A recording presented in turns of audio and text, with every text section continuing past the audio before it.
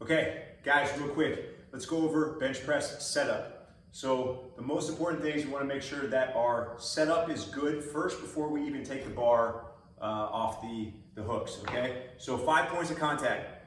Our feet, okay? 1, 2, our butt, our upper back, and our head, okay?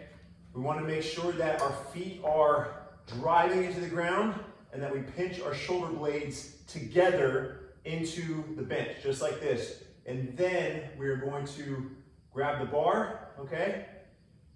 Inhale, big breath, take the bar off, control it down to the chest, drive it up. Okay? One quick thing, we are racking a bar, especially if we're training by ourselves. We want to make sure that after our rep, that we're not just setting it into the hooks. That's where we get in trouble. We want to make sure that we're actually hitting the back of the rack and then pressing down, so there is no doubt that the bar is actually into our J hooks, okay? So safety first, guys.